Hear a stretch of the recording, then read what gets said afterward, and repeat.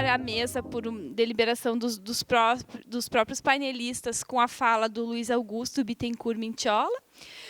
O Luiz Augusto, ele é advogado, ele é graduado em Direito pela Universidade Federal de Santa Maria, é mestrando em Ciências Sociais no programa de pós-graduação de Ciências Sociais da UFSM, e ele é pesquisador no MigraRID, que é um grupo de pesquisa e extensão em Direitos Humanos e Mobilidade Humana na UFSM. Ele é membro da Cátedra Sérgio Vieira de Mello e do Núcleo de Estudos Contemporâneos da UFSM.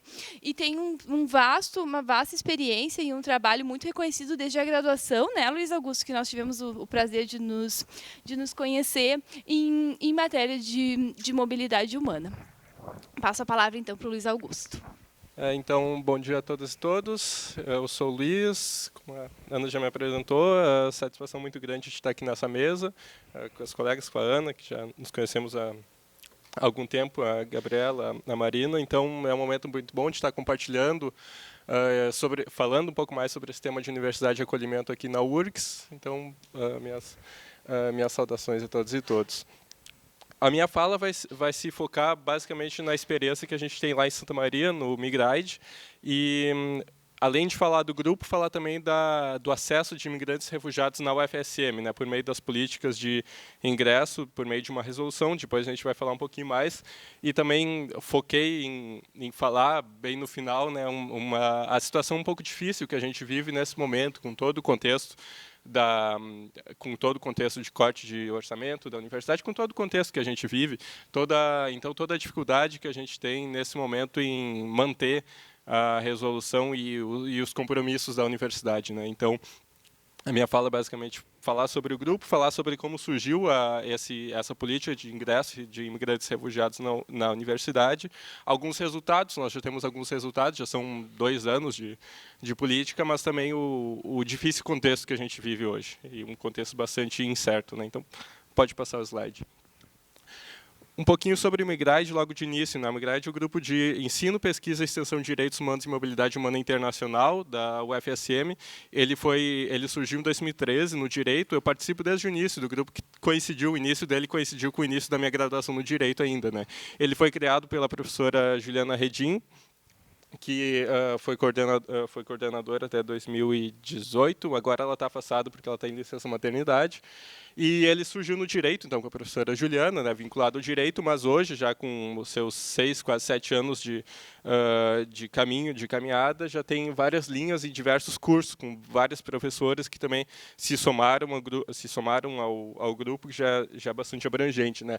Nós contamos, então, com integrantes do direito, das ciências sociais, temos 2 linhas, agora eu mesmo estou nas ciências sociais, da comunicação, das letras, da psicologia e das relações internacionais. A coordenadora hoje é da comunicação, professora Liliane Brignol, e nós temos como defesa, como fundamento, como norte do grupo, a defesa do direito humano de imigrar, né? A proposta, o reconhecimento de que a mobilidade humana é uma realidade que faz parte de toda a humanidade, de que a mobilidade humana, como parte de toda essa vivência humana, ela não pode ser contida por políticas migratórias seletivas, por políticas migratórias que controlam a migração, mas sim que as políticas migratórias devem operacionalizar, devem reconhecer que migrar, independentemente da nacionalidade, do seu vínculo de nacionalidade com o Estado, é um direito, né? Então, esse é o grande norte do grupo, pensar o direito humano de imigrar, que surge desde a tese da professora Juliana, e aí nós desenvolvemos isso no grupo, especialmente na pesquisa e na extensão, né? Aqui eu coloquei a imagem do quadro, que a gente tem várias das frases que a gente, né, conhecidas nas mobilizações de imigração. Então, pode passar. Um pouquinho da atuação do MigraRID. Aqui falando da atuação não na universidade, não com relação aos estudantes que estão na universidade, né, mas na atuação com relação à comunidade imigrante na cidade, né. Só para contextualizar, Santa Maria não é uma cidade que tem é uma cidade muito menor que Porto Alegre, e também não tem um movimento migratório tão significativo quanto aqui em Porto Alegre, né. Então a nossa atuação é um pouco mais quantitativamente, ela é um pouco menor, mas nós temos algumas comunidades migrantes em Santa Maria com quem a gente atua junto, né. Nós estamos, então, em um constante diálogo com o poder público sobre o tema da migração, ou seja, especialmente a prefeitura, né, mas sempre que surge, provocando o poder público para agir. E como eu falei desse contexto, né, a migração não chega a ser, quantitativamente, ela não é tão presente na cidade de Santa Maria. Então, muitas vezes, os órgãos públicos nunca tiveram um grande contato com o tema da migração, enfim. Então, a gente sempre está nesse diálogo mesmo, né, ora provocando ou compartilhando ideias, pensando em alternativas, em o que fazer, né? Então a gente está fazendo essa ponte com o poder público na nossa atuação, especialmente na atuação da extensão, né? Na atuação extensionista. Meu foco aqui nessa parte também é na atuação extensionista e não tanto na pesquisa, né? Apoio na realização dos eventos dos imigrantes. Aqui é a foto, inclusive, do Gramagal, que aconteceu ano passado, que o Gramagal ele é organizado pela comunidade senegalesa, né, que em Porto Alegre também tem. Esse ano vai ser dia 17, né, vai ser dia 17, na quinta-feira da semana que vem. Desde 2015 ou 2016, não tenho certeza qual desses anos, a comunidade senegalesa nos procurou para a gente dar um apoio na organização do evento, dar um apoio para a organização do evento com eles, na parte logística, de divulgação, etc. E então nós estamos ajudando na organização desse evento novamente. Então, acho que já a terceira edição em Santa Maria, e ele tem crescido cada vez mais, né? Essa foto foi do ano passado. Nós tivemos uma presença crescente da comunidade, um envolvimento cada vez maior da comunidade santamariense no evento, que quantitativamente também pode não ser tão grande, mas que é bastante significativo por o evento. Nós fizemos rodas de conversa com os imigrantes, isso começou ainda em 2015 também com os senegaleses. Não é um curso específico de línguas, né? Porque na época, até quando começou, a gente não tinha nem ainda parceria com as letras. Mas é um momento que surgiu da conversa com os senegaleses que estavam lá em Santa Maria, da necessidade da gente manter um momento de contato que proporcionasse o diálogo com a língua portuguesa, mas sem ser necessariamente curso de línguas, porque a gente não teria nem o conhecimento técnico para a gente fazer isso, né? Então, ter essas rodas de conversa que se tornaram, no fim das contas, já se ampliaram bastante com vários grupos e se tornaram um momento de compartilhamento de saberes, de compartilhamento e de contato intercultural, um momento muito rico, assim. A experiência dessas rodas de conversa é uma experiência muito interessante. Atendimentos jurídicos e assessoria, então uma questão da documentação, sempre presente também no tema migratório, né? A gente faz e assessoria com acompanhamento, com órgãos públicos, sempre que se faz necessário também, com demandas bastante específicas, a gente também trabalha com isso. E cursos abertos à comunidade, né? A gente está no meio de um curso, nesse momento, que é o curso da comunicação para comunicadores da cidade de Santa Maria.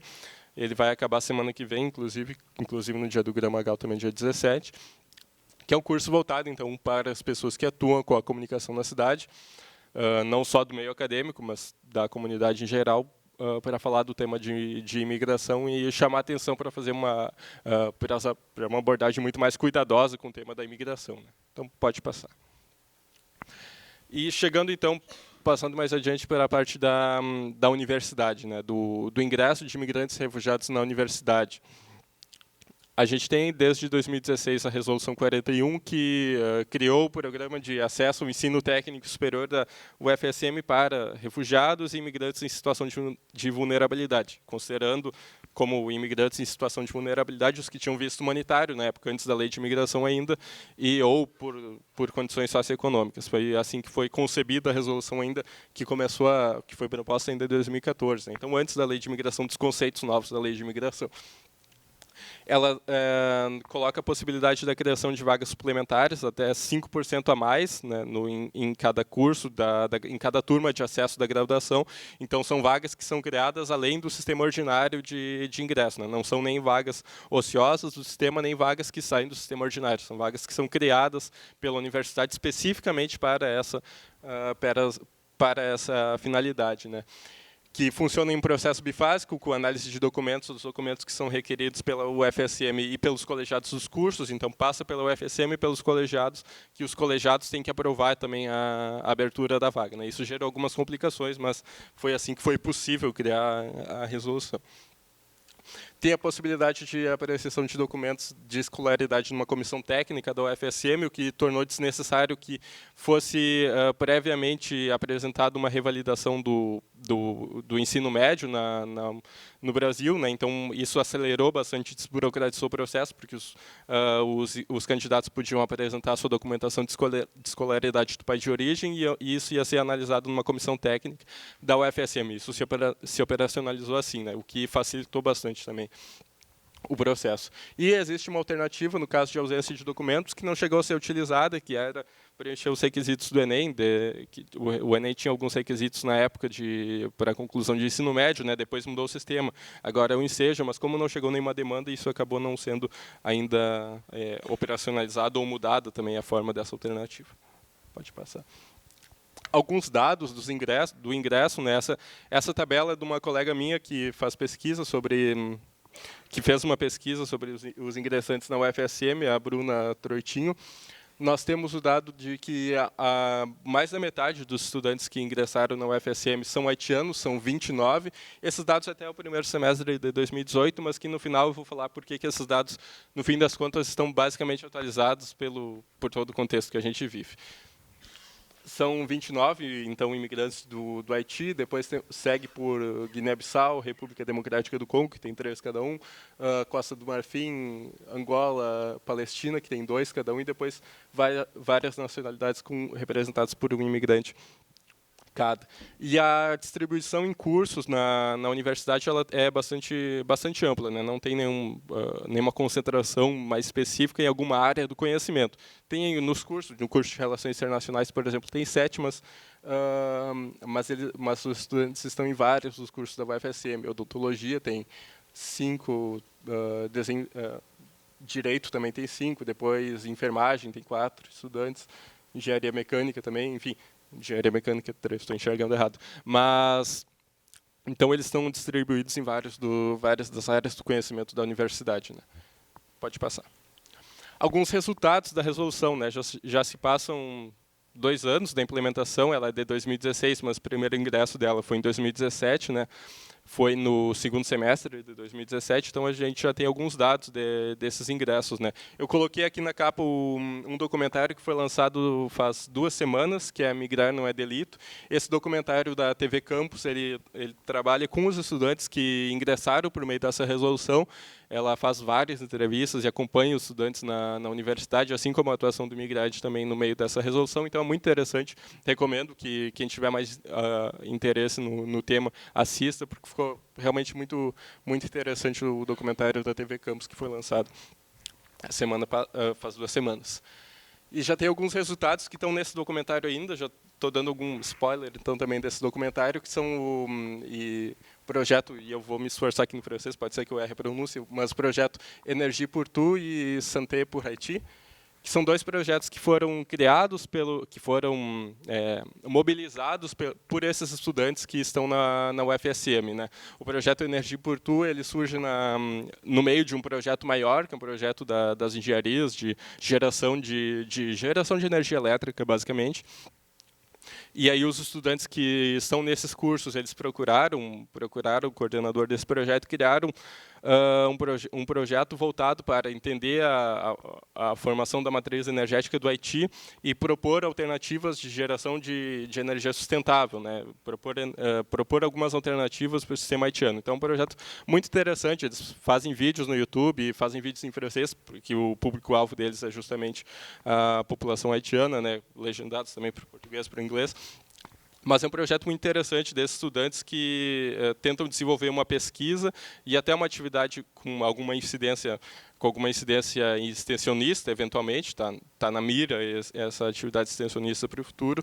É um projeto que faça essa interação e quase que uma cooperação de fato, né? Uma cooperação de fato de universidade com o seu país de origem. Então, é um projeto muito interessante, assim como o Santé pour Haïti, que também foi criado pelos estudantes haitianos da enfermagem, procurando também comparar e entender os sistemas de saúde, né? O sistema de saúde, o SUS brasileiro, e o sistema de saúde haitiano, para tentar também pensar em alternativas, pensar no que cada sistema pode ganhar com essa comparação, com as diversas pesquisas que eles estão fazendo. Então, são projetos muito interessantes que merecem ser muito referenciados sempre e que certamente vão render muitos resultados ainda, que estão começando a já dar alguns resultados ao UFSM, mas que certamente vão render muito mais resultados, né?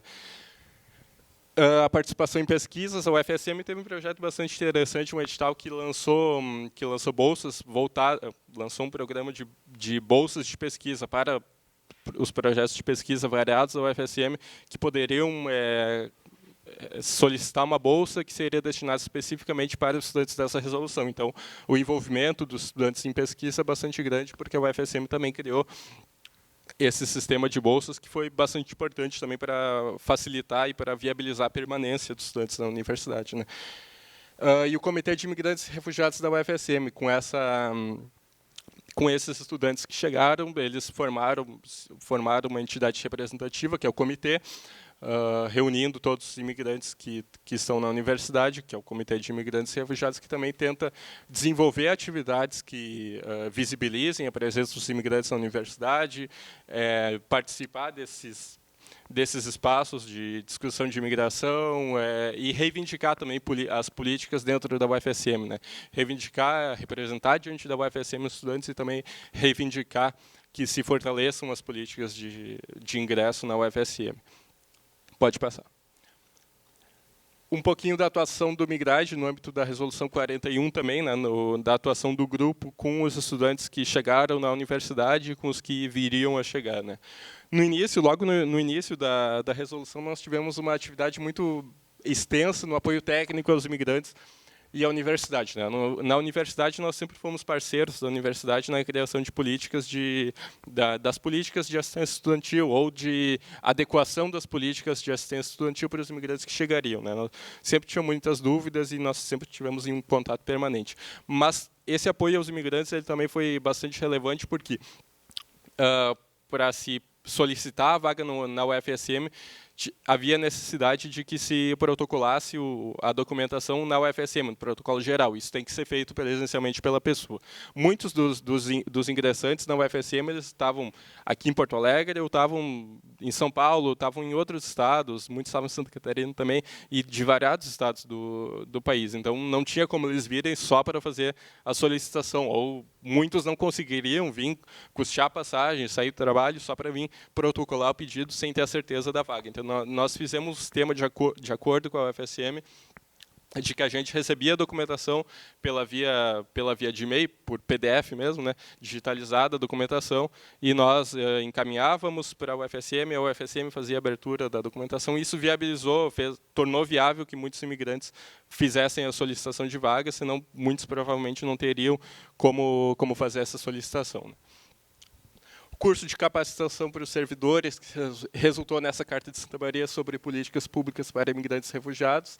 Quando foi aberto a resolução, quando estava iniciando o primeiro ingresso da resolução em 2017, nós fizemos um curso de capacitação para os servidores da UFSM, junto com a UFSM, que também nos tinha solicitado, e com a Prefeitura de Santa Maria, com a Secretaria de Desenvolvimento Social, que também tinha topado essa ideia. Nós fizemos um curso de capacitação, porque quem está na ponta ia passar a receber demandas de imigrantes que talvez nunca tivessem surgido, né? Então nós temos esse curso de capacitação logo ainda em 2017 para quem está na ponta mesmo, né? Para quem vai atuar diretamente nas políticas de acolhida de imigrantes. Assessoria em geral, assim como a assessoria jurídica e assessoria em geral no acompanhamento da universidade, muitas demandas específicas surgem, muitas situações variadas de necessidade de acompanhamento jurídico surgem, então a gente também fez essa assessoria. Diálogo sobre acolhida no UFSM, sempre também em contato com a UFSM para a gente ter esses momentos de visibilizar a presença da imigração e sobre como manter essas políticas de acolhida no UFSM, e a organização com aquele comitê que eu expliquei antes, Comitê de Imigrantes e Refugiados, que é o que está essa foto dali, do evento Diversidade e Interculturalidade na UFSM. O comitê nos procurou, isso foi no início do ano, foi no primeiro semestre do ano, para a gente organizar esse evento, porque eles queriam falar na universidade do país de origem deles, queriam visibilizar mesmo tanto a presença deles quanto a história, a vivência histórica deles, né, e o contexto sociopolítico do seu país. Então, a gente promoveu esse evento, foi um momento muito rico, foi na universidade, na reitoria da universidade, que teve muitas falas sobre os diversos países dos quais os imigrantes são.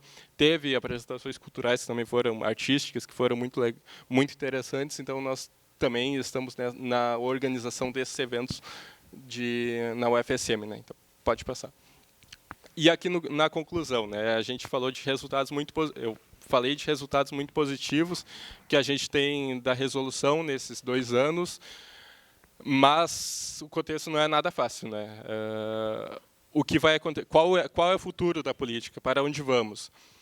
Como eu falei, né, os dados até o primeiro semestre de 2018 eles estão basicamente atualizados, porque nós tivemos dois editais de ingresso. Nós tivemos no segundo semestre de 2017, primeiro ingresso, e depois no início de 2018. Nós deveríamos ter um por semestre. O último foi no início de 2018. Por razões variadas, que até fogem do entendimento do nosso entendimento, mas por razões variadas a política está de fato suspensa, né? Não teve novos ingressos. Nós já questionamos a universidade, nós protocolamos um documento questionando por que não foi aberto um novo edital, já que a resolução lá prevê que o edital vai ser aberto a cada semestre. Na verdade, é um edital permanente, inclusive sem nenhum artigo que permita, que dê discricionariedade à universidade de escolher ou não. Então, não tem essa margem política da universidade. Nós questionamos por que não foi aberto. Nós não tivemos uma resposta ainda, mas nas conversas que nós estabelecemos nas últimas semanas, nós tivemos uma sinalização de que a resposta vai vir em breve, mas ela não necessariamente vai ser uma resposta muito positiva, não necessariamente vai ser uma resposta muito favorável ao compromisso que a universidade assumiu com essa resolução. Nós estamos antevendo cenários, mas não temos certeza do que vai acontecer. O fato que nós sabemos é que ela está suspensa de fato. Se vai ter um novo edital no ano que vem, não sabemos. Nós sabemos que a universidade assumiu um compromisso em 2016, ela foi muito referenciada pelas Nações Unidas, depois em 2017 por essa política, e que seria importante que ela mantivesse os compromissos que ela assumiu. Seria muito importante realmente que ela não se deixasse abater apesar do momento tão difícil que a gente vive, mas não abandonar o que ela assumiu, não abandonar as suas responsabilidades que assumiu com o tema das migrações e que fizeram ela ser referenciada. Então, nós estamos defendendo, vamos seguir defendendo, logo que tivermos respostas, a importância da resolução e de como ela foi concebida. Mas nós não sabemos qual vai ser o futuro, nós não sabemos o que vai vir. A informação que temos é só essa, de que ela de fato está suspensa, porque não teve novo edital, e de que o futuro é bastante desconhecido. Isso isso não é só esse ano, né? Não é só esse ano. A gente sabe que as universidades têm sido bastante prejudicadas nos últimos anos, mas isso vem pelo menos desde 2018 ainda. Então, não é só o que acontece hoje. Estamos, né, numa situação bastante incerta. Mas, para passar esse cenário difícil, que é o que eu falei, alguns dados ainda. Nós temos pesquisas em andamento. Se alguém quiser mais informações sobre a resolução, nós já temos 2 pesquisas, dessa da minha colega que eu citei, a Bruna Troitinho, que já defendeu uma dissertação sobre os estudantes que ingressaram. Nós temos mais uma estudante, a Jaqueline Bertoldo, do Direito, que também está fazendo a dissertação dela, deve acabar logo, sobre a política de ingresso. Então, se alguém quiser mais algumas informações também, vai ter pesquisa, já tem pesquisas divulgadas. Como a indissociabilidade da pesquisa e da extensão, eu foquei a minha fala na extensão, mas toda essa atividade de extensão ela também está baseada na pesquisa, né? A pesquisa também ela norteia a atividade da extensão, assim como a extensão também norteia a pesquisa, né? É um vínculo indissociável e altamente dinâmico, né? Dessas duas da pesquisa e da extensão. Então, tudo isso que a gente faz, ele tá amparado também na pesquisa que a gente desenvolve, assim como a pesquisa que a gente desenvolve também está baseada nessa atividade da extensão e com conteúdo muito concreto. A inspiração mesmo da resolução veio da pesquisa de campo, da extensão. Existe um vínculo muito concreto dessas duas áreas, né? E, para concluir, eu falo, e indo um pouquinho além também do que eu falei, uma conclusão que vai um pouquinho além, mas só uma reflexão final, é que é sobre a importância crescente das universidades no acolhimento de imigrantes e refugiados, né? Nos últimos anos, a gente viu na ausência de uma política de acolhida muito concreta do Estado, da União, dos Estados e dos municípios, as universidades assumiram um papel muito importante, assim como as organizações da sociedade civil organizada, que já há muitas décadas atuam no tema da migração. As universidades, por meio de grupos de pesquisa, em Santa Maria, aqui na URGS, em vários estados, não em vários estados, realmente em várias universidades, os grupos têm desenvolvido atividades muito importantes na acolhida de imigrantes por meio da extensão. Então, é importante a gente referenciar também a crescente importância das universidades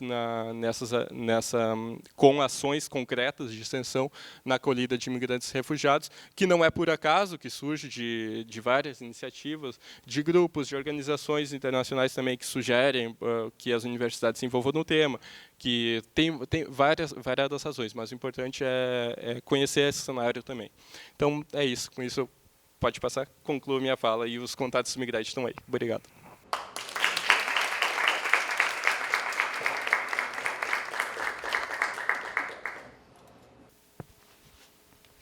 Muito obrigada, Luiz Augusto, pela tua fala. Eu já tenho algumas questões aqui, mas as questões a gente vai deixar para o final, aí aproveitando em conjunto com os demais palestrantes.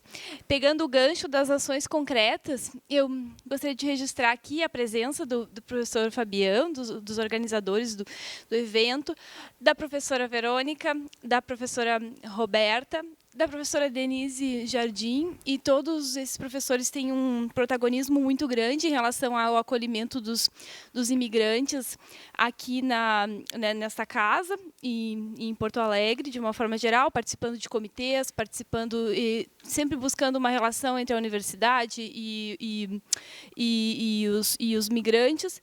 Também cumprimento o Defensor Público Federal, Geórgio Endrigo, presente aqui, que ele é o coordenador regional do GT Rua, que é um grupo de defensores que promove o acolhimento da população em situação de rua e também de uma forma de levar a Defensoria Pública da União mais próxima dessa população. Então, é muito, muito importante o trabalho de vocês e muito obrigada por acompanhar essa mesa. Vou passar, então, a palavra agora para a Marina Paraboni.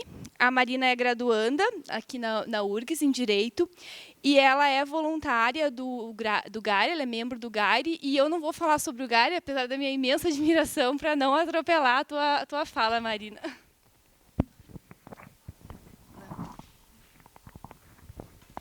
Bom, então, tá falando certo.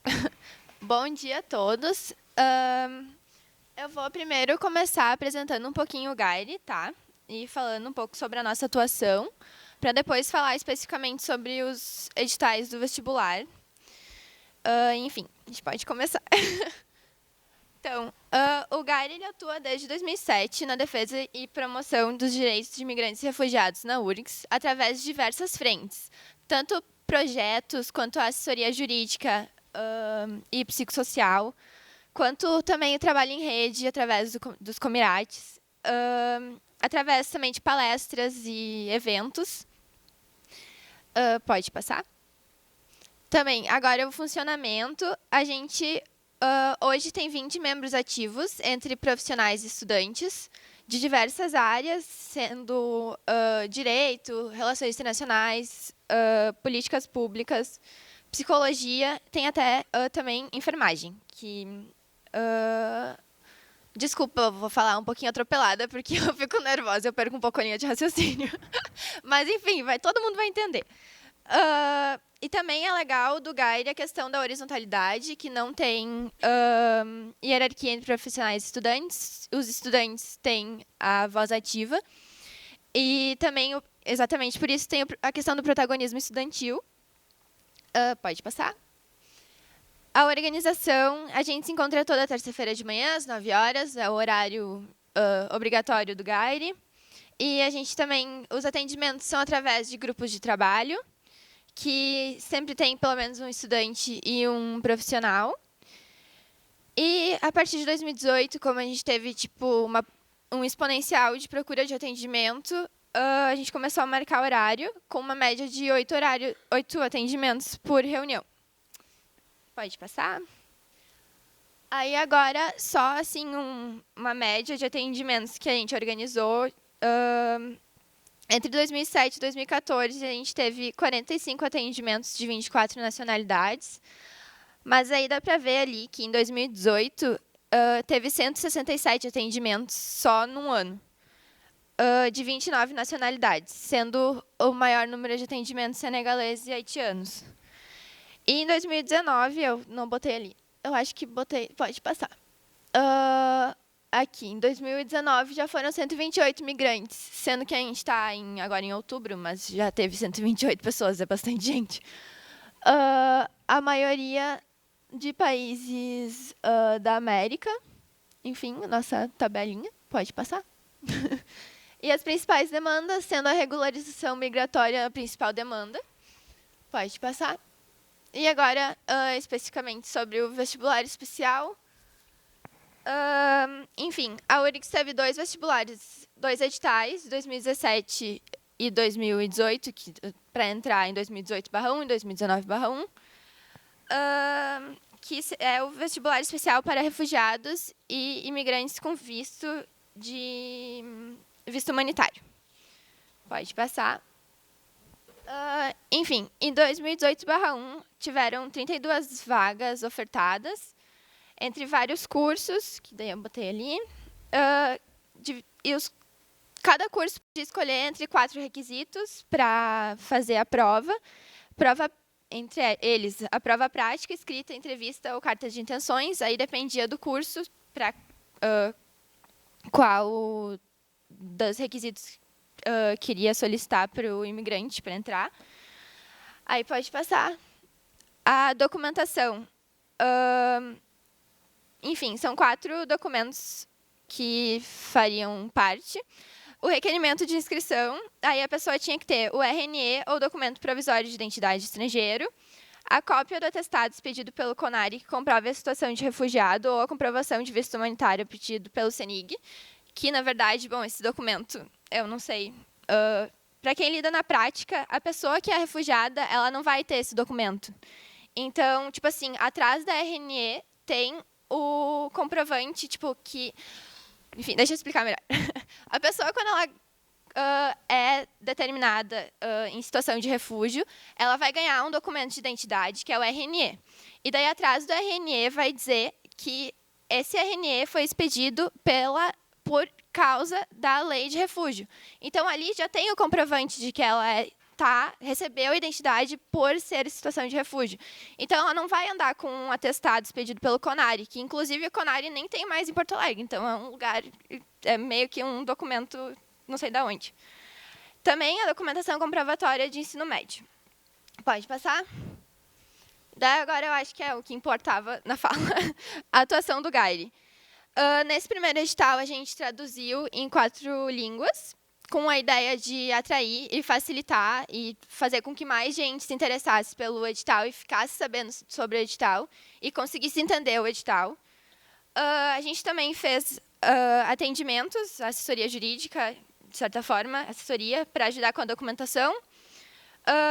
E a gente também tinha pensado esse foi a única coisa que acabou não indo adiante por causa da falta de braço, que era o projeto de acolhimento. Pode passar?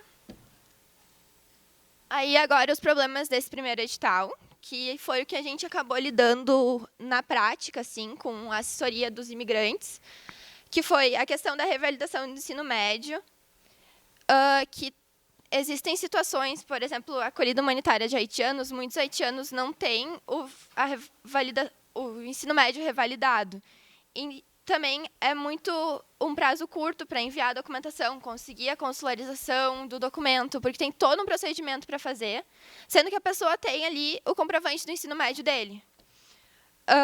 Também a documentação solicitada, que muitas pessoas acabaram não passando por causa dessa cópia do atestado expedido pelo CONARE, que comprova a solicitação de refugiado, mas esse documento, na verdade, a pessoa não consegue, porque mesmo quando ainda existia o CONARE aqui em Porto Alegre, a pessoa indo lá, ela não ia conseguir esse documento, porque esse documento é meio que, tipo, uma lenda.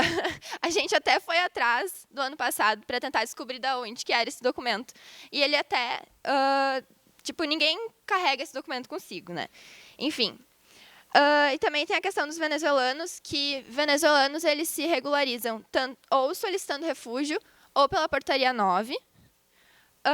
Mas as pessoas que estavam solicitando refúgio conseguiram a inscrição, mas a Portaria 9 não, mesmo sendo uma acolhida humanitária. Mas porque não está regulamentado como visto humanitário, daí as pessoas não conseguiam se inscrever no edital.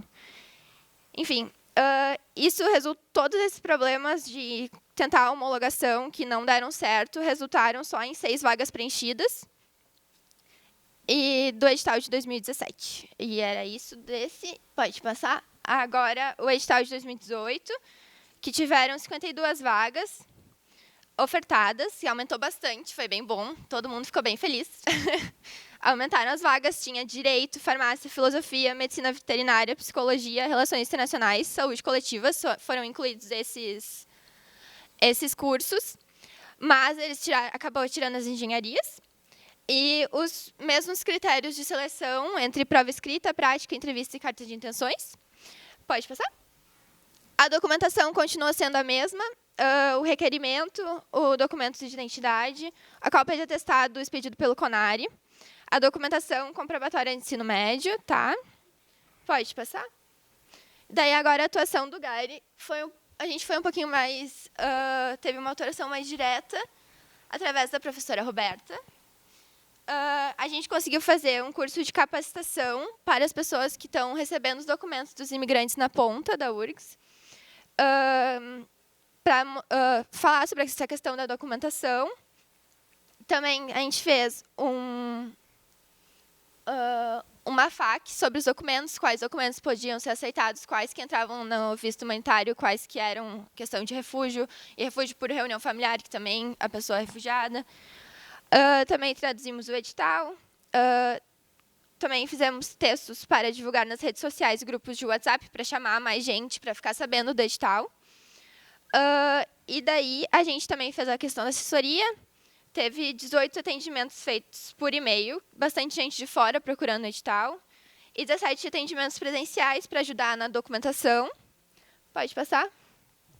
Enfim, daí os problemas que a gente viu, de novo, foi a questão... tinha curso solicitando como requisito para fazer a prova a língua portuguesa. Mas a pessoa que passa por esse edital especial, depois, ela não entra direto no curso, ela tem que comprovar a língua portuguesa. Tem que fazer o CELPE-BRAS, tem todos os prazos do edital. Então, não faz muito sentido solicitar o português, sendo que a pessoa vai ter 1 ano de português, sabe? Não sei, não faz muita lógica.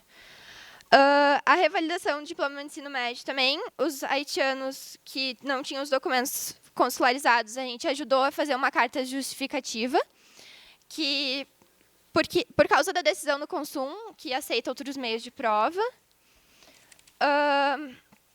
Assim como tinha imigrantes que estavam fazendo o ensino médio no Brasil, que já estavam terminando, tipo a gente, quando faz o vestibular tradicional. Tu está terminando o teu vestibular, o teu ensino médio, e daí tu faz a prova, mesmo sem necessariamente já ter terminado o ensino médio.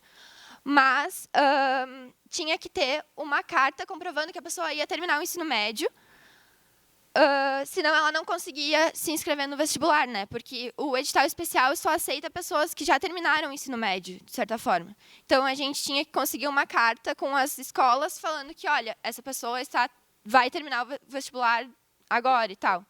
Enfim, outra coisa também, de novo, que a gente teve problema com a documentação.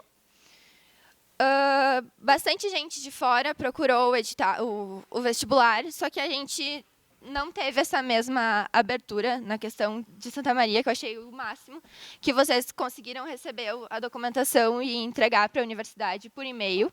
Não teve essa opção. E também, de novo, a questão dos venezuelanos que não enquadrados como visto humanitário, mesmo sendo acolhida humanitária. Pode passar? Mas, enfim, esse edital acabou sendo bem melhor. Dos 52 inscritos, 35 tiveram os processos homologados e 17 indeferidos. Com o recurso, mais 9 pessoas conseguiram ter a inscrição e foram 20 aprovados. Então, comparando com o primeiro edital, já teve um aumento considerável, né? Que primeiro foi só 6 pessoas que passaram e agora 20. Claro que não foi um aumento, assim, mas deu uma melhorada. Agora, pode passar? Enfim, o edital, então, a gente pode ver pela prática ali e pela nossa ajuda no GAIRE e pela nossa assessoria que a gente faz, que tem 3 fases. Tem a fase antes do tipo, o vestibular em si. Tem a fase antes, que é a pessoa conseguir a sua documentação ser homologada. Que, tipo, ela conseguir todos os documentos, que um documento que pedem que não existe, ela conseguir a sua homologação, ela conseguir entrar com o prazo do recurso, porque o primeiro edital era só 2 dias de recurso, então a pessoa tinha que correr atrás, e muitas vezes perdia o prazo, ou pensava que era muito difícil e não recorria. Também o vestibular em si, que os cursos que pedem o português, que não faz sentido lógico considerando o edital, e o pós-vestibular, que daí a pessoa que faz o curso de português não tem acesso às políticas do PRAE, não consegue, enfim, almoçar no RU, não consegue meia entrada, essas coisas, não tem assistência estudantil. E eu acho que eu vou deixar, então, agora daí a professora Gabriela falar mais sobre o pós. E eu acho que era isso. Mas, bom, o vestibular é super importante, precisa ter, mas eu acho que é bom que a gente veja um baita exemplo de Santa Maria para a gente ter também uma inspiração para dar um upgrade no nosso edital.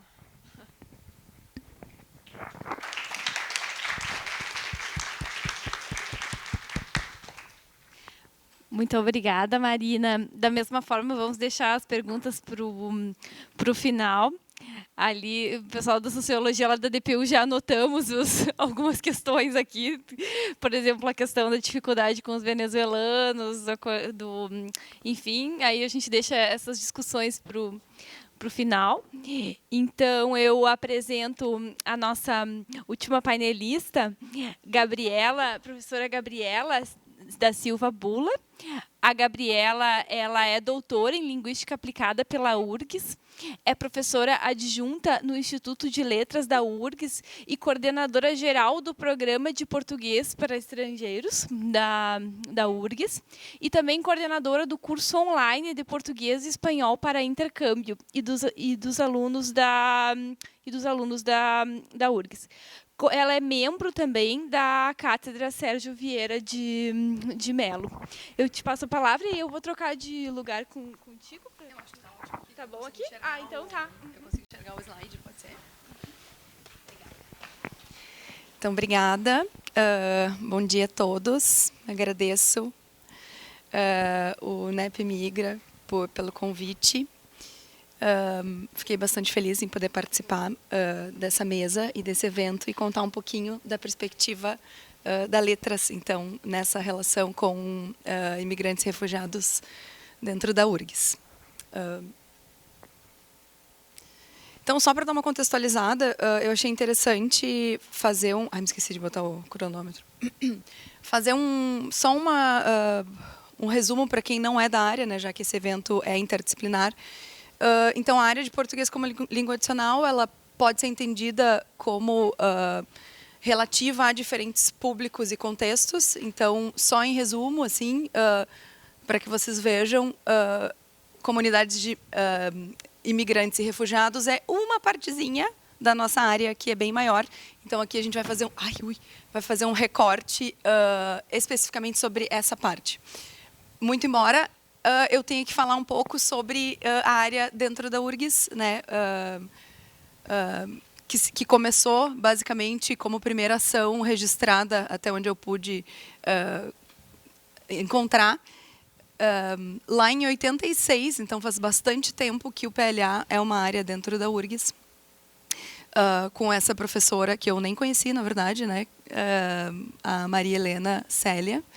E daí, finalmente, lá em junho de 93, por iniciativa do governo federal, foi montada uma comissão nacional para a criação desse exame de proficiência em português para estrangeiros, que se chama CELPE-BRAS, cuja aplicação aqui na URGS é coordenada pela professora Juliana Schoffen. Na época, então, a professora Margarete Latter foi convidada, né, a participar dessa comissão, é uma das criadoras do CELPE-BRAS, e, atrelada a essa política nacional, foi feito o convite, então, aos participantes dessa comissão, o convite a criarem, então, programas, de alguma forma, ensino de português para estrangeiros nas suas universidades. Então, lá em dezembro de 93, a professora Margarete Latter, então, cria o PPE, que a gente chama, né, o Programa de Português para Estrangeiros da URGS, que, então, tem 25 anos, né, de longa trajetória de trabalho em PLA, centralmente na extensão. Né, é um programa de extensão hoje, ainda. Né, e é uma das coisas que a gente vai discutir um pouquinho sobre o quanto que dá para seguir sendo um programa de extensão, considerando todas as políticas a ele vinculadas. Né. Lá em 2012, então, teve o primeiro concurso, o primeiro e único, estamos esperando os próximos, da área de PLA na URGS, que daí eu passei, podia ter sido outra pessoa. E, então, em 2018, a gente conquistou um importante passo dentro do Instituto de Letras, que foi o estágio em PLA, que é uma disciplina obrigatória para licenciatura simples. Então, de fato, ao menos as licenciaturas simples, todas vão ter uma formação em PLA. Então, focando no PPE, que é basicamente a política mais importante que a URGS tem na área de PLA. Então, é um programa de extensão que tem como objetivo promover a internacionalização da universidade através da promoção de intercâmbios acadêmicos e do ensino de PLA. E, muito fortemente, formar professores de PLA, então, tanto na graduação quanto na pós-graduação. É um programa que articula bastante o ensino, pesquisa e extensão, né, e oferece, então, lá desde 94, /1, cursos que foram construídos por diferentes professores que passaram pelo programa, né, mas, basicamente, nos últimos 10 anos, é mais ou menos essa carga horária semestral ofertada aqui dentro da URGS como extensão. Com cursos criados também por professores bolsistas e a coordenação ao longo desses anos todos, que envolvem, sim, o português, como classicamente todo mundo conhece, né? Sei lá, alguma coisa do tipo, talvez, conversação, básico, leitura e produção de texto, mas também com alguns cursos bastante interessantes e diferentes, assim, talvez que vocês não imaginassem que a Letras pudesse fazer, do tipo prática teatral, do tipo prática cinematográfica, né, e etc. Só um resuminho, assim, então, são muitos alunos ao longo de muito tempo, com muitos cursos oferecidos, e, basicamente, na extensão. Na graduação, a gente tem, então, uma disciplina que poderia ser ofertada, né, nas discussões sobre o ingresso extravestibular para refugiados. Uma das discussões foi ofertar essa disciplina, então, para eles, né, para parte algum grupo específico. Então, a gente tem essa disciplina, ela foi ofertada, então, 2 vezes por mim, porque isso daí só tem eu de PLA, assim, para fazer essa oferta. E, de fato, então, nunca mais foi ofertada, porque eu basicamente trabalho com formação de professores dos 30 profs para atuarem no PPE, então, na graduação, então não consigo fazer mais nada. E daí tá, só um resumo do número de professores também ao longo desses anos. E eles se espalham, então, pelo mundo, e aí a URGS vai para tudo que é lado graças ao PLA também. Então, somos também uma fonte de internacionalização da URGS, né? Principalmente os formados aqui vão para representar a URGS em outros lugares. A maioria foram todos, né, orientados pela professora Margarete Latter, que foi quem fundou o PPE. Bom, então, considerando o recorte desse... Eu precisava dar esse contexto para vocês entenderem de onde eu estou falando e que histórico é esse, né, de área. Então, pensando especificamente em imigrantes refugiados no PPE e fora do PPE, né, daí expandindo os nossos muros aqui da URGS, a gente começou lá em 2015, primeiro dentro da URGS, no que a gente já tinha, abrindo, então, a opção de entrada de imigrantes, especialmente para refugiados e imigrantes com vulnerabilidade, nos cursos do PPE de forma gratuita. Os cursos são a maioria no campus do Vale, então, de fato, a gente tem 5 alunos, uma média de 5 alunos por semestre que conseguem ir para o Vale, né, que é longe, bem longe, como todos sabem. Mas acho que foi uma política importante que nos deu alguma luz com relação à nossa relação em termos de construção de conhecimento de ensino de português para estrangeiros, do que a gente já sabia com relação a esse público específico. Então, por exemplo, perguntas que a gente normalmente fazia, né, nos nossos materiais, de certa forma, às vezes, eram bastante violentas para refugiados, enquanto as mesmas perguntas não são violentas para alunos de intercâmbio de graduação e pós-graduação, né? Ou recortes de textos que a gente seleciona e temas que, várias vezes, por questões de vulnerabilidade, não dá para usar, do tipo, por exemplo, compra em Shoptime, né? Coisas que ficam um pouco sem sentido com determinados públicos, e esse público ficou realmente sem sentido várias coisas. Conversas sobre cursos de graduação da URGS, por exemplo, para vários alunos que nem terminaram o ensino médio. Não faz sentido essa conversa ainda, né? Bom, daí, lá em 2016, muito fortemente por essa parceria com o professor Rodrigo Lages e Silva, lá da FACED, aqui da FACED, a gente começou, então, uma interlocução com escolas públicas municipais de Porto Alegre, pensando a questão da integração dos imigrantes falando de outras línguas nas escolas. E, em 2017, então, acho que a gente começou a expandir bem fortemente as parcerias do PPE com outras iniciativas de ensino de português para imigrantes refugiados em Porto Alegre, do tipo CIBAI. Agora, recentemente, a AVSOL, a gente começou a tentar fazer negociações de entrada e etc. Fizemos eventos que também, de certa forma, tentou juntar, e acho que juntou, né? Pessoas que estavam envolvidas em ensino de português para imigrantes refugiados em Porto Alegre, e vários que não são da letras, então foi uma interlocução interessante, né? Tem muitas pessoas das relações internacionais, do direito, que atuam como professores de português. Às vezes eles dizem que não, né? Mas várias vezes sim, né? Então foi bem interessante para expandir o nosso diálogo e identificar carências que a gente poderia, então, tentar suprir a partir de certas iniciativas. E também começamos lá em 2018 e 2019 uma interlocução com a Prefeitura de Porto Alegre, também, novamente, tentando pensar em políticas linguísticas e educacionais relativas ao português para esse público.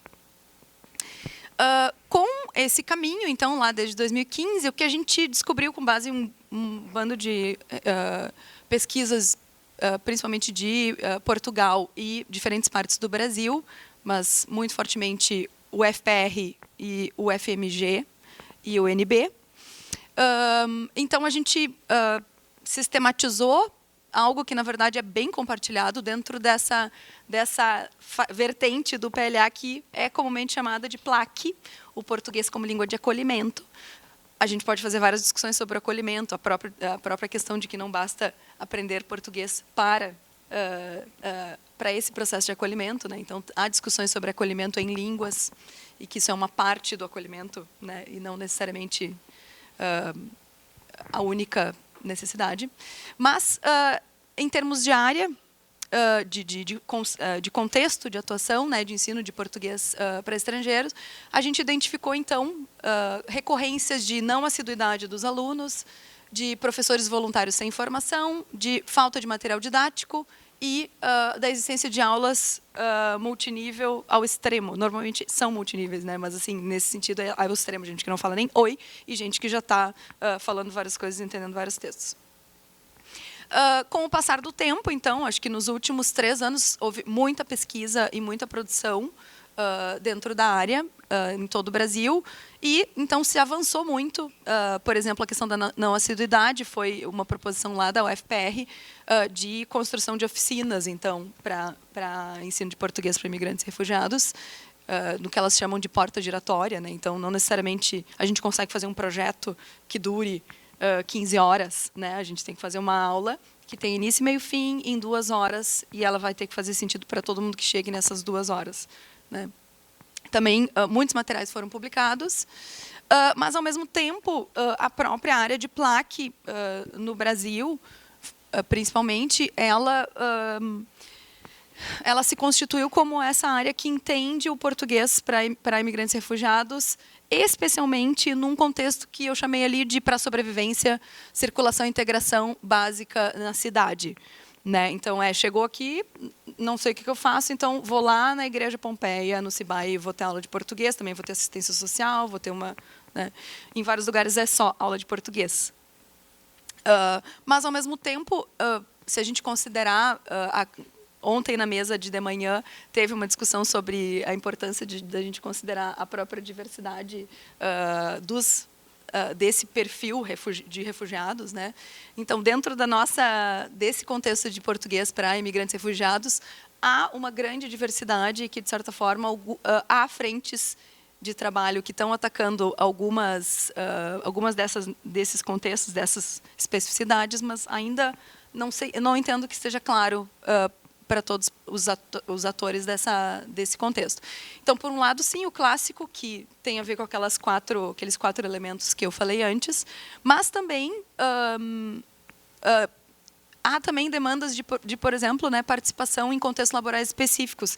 Isso a gente fez uma atuação daí também numa nova parceria com o Hospital Santa Casa, com uma professora, Verônica, que instituiu aquele lugar como um lugar de aula de português, em que a gente produziu, então, materiais e oficinas especificamente para aquele contexto por exemplo, tinham 20 haitianos contratados pelo hospital, que trabalhavam centralmente em hotelaria, então, no setor de hotelaria, então, o trabalho para aprendizagem para participação nesse contexto específico, né, que tinha implicações gravíssimas, né, do tipo, posso ou não entrar quando está tendo um exame, uma radiografia, né? Posso ou não entrar nessa sala para limpar? Né? Então, certos entendimentos, basicamente letramentos para participação naquele lugar, né, com relação a textos, foram trabalhados, então, nesse curso que a gente fez para esse lugar. Opa, não, desculpa, mexi a mão, mas não era para ti. Vou trocar de mão. Também, daí, no nosso caso aqui, né, o ingresso extravestibular para a universidade, né, que é na URGS. Lá na UFPR é o reingresso, né, então é só para quem já havia começado a graduação. Também, daí, absolutamente entendo que não está sendo tratado na URGS, né, na UFPR está, que é a questão da permanência na universidade. Então, na URGS a gente não está fazendo ainda nada sobre isso. Daí eu já vou voltar para a questão do que é o primeiro ano no PPE e o que eu estou chamando de permanência. Também preparação para o Enem, que é o caso da UFMG, que está repensando já a possibilidade de ingresso alternativo similar ao que a gente faz aqui, né, e a UFSM. Um contexto menos estudado ainda e com menos produção de pesquisa é o contexto de escola, né, com imigrantes e refugiados falantes de outras línguas, tanto no ensino fundamental quanto no ensino médio regular, quanto na EJA. Então, volta, ainda tem mais uma coisa para falar. São quantos minutos mesmo? 20? Tá. Então, ainda nessa complexidade toda aí, né, do que seria o plaque mais complexo, não só o plaque esse do desespero, né, que já foi bastante estudado, dentro dessa complexidade aí também ainda tem a questão de falantes de espanhol, então ensino de português para falantes de línguas próximas e português para falantes de línguas distantes, que também faz toda uma outra complexidade para cada item. E, atrelado também a cada um desses contextos, é importante levar em conta também as diferentes trajetórias de escolarização. Então, em certos contextos, as práticas de ensino de PLA. Por exemplo, agora a gente tem um grupo de estagiárias que estão dando aula para 15 venezuelanos e quase todos são formados no ensino superior. Então, esse grupo é completamente diferente de um grupo de outros 2 estagiários que estão no CIBAI, né? E nesse grupo, a maioria tem ensino fundamental e ensino médio incompleto. Então, o quão relevante é isso para as nossas próprias proposições pedagógicas, né? Também trajetórias de letramento e, então, níveis de proficiência em PLA. Agora sim. Vou ter que me levantar, gente. Estou ficando com até torcicolo aqui de... Bom, então, sobre o Programa de Ingresso Especial para Refugiados na URGS,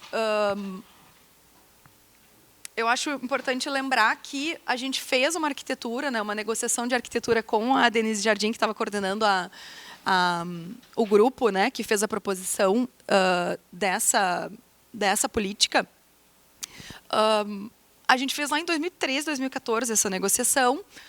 Na época, o que a gente tinha no PPE, em termos de aprendizagem intensiva de português para grupos com certa vulnerabilidade, era o PEC-G, né, que hoje a gente chama de pré-PEC-G. O pré-PEC-G, então, é o Programa de Estudante Convênio de Graduação, que é um programa do governo federal, tem mais de 50 anos, e que basicamente oferta vagas para alunos de países em desenvolvimento, de modo que eles se formem na graduação e na pós-graduação, no caso do PEC-PG, voltem para os seus países e fomentem, então, essa área específica em que se formou no Brasil. O pré-PEC-G são os alunos que vêm para o Brasil e estudam português antes de entrar na graduação. Tá? Então, a gente recebe normalmente os alunos em março, eles estudam de março a outubro, primeira semana de outubro, e precisam sair do básico iniciante, ou seja, alguns não falam nem oi, e precisam se transformar em intermediário nesse curto período de tempo. É super estressante e complicado, a maioria consegue, às vezes alguns não conseguem. Então, a gente se baseou, quando a Denise nos procurou, então, na época, a professora Margarete Latter era coordenadora, eu era vice, eu e a Margarete, a gente não tinha estudado muito sobre isso, a gente conseguia dizer que a gente poderia, nos moldes do pré-PEC-G. Então, foi instituído assim, e assim significa o quê? Né? Que os alunos entrariam na URGS e poderiam fazer cursos de português na extensão, que é o PPE, e, em outubro, fariam o CELPE-BRAS. Se passassem no CELPE-BRAS, entrariam na graduação no ano seguinte. Então, é igual, exatamente o mesmo modelo que a gente tem no pré-PEC-G.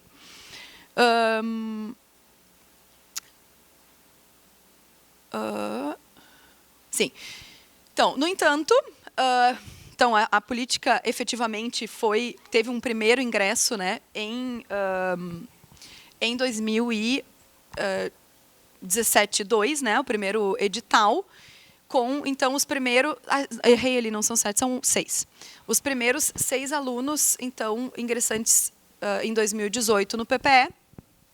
Já no nivelamento desses alunos, já percebemos, então, no primeiro ano, já foram identificados os problemas da nossa arquitetura, lá de 2013, 2014, que, de certa forma, gera certa angústia para todos nós.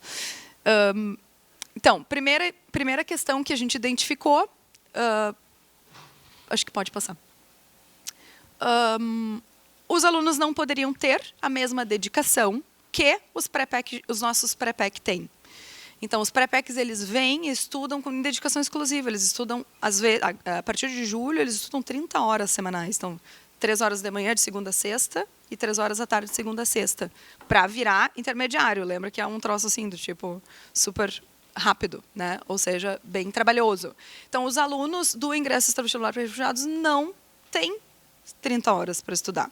Então, se a pessoa, daí é uma problemática que daí eu acho que está em bastante interlocução que você estava falando sobre a seleção exigir português, né? Não há uma prova de português em nenhuma das unidades da URGS até agora, nos 2 editais, fez uma prova de português, tá? Uma prova de proficiência.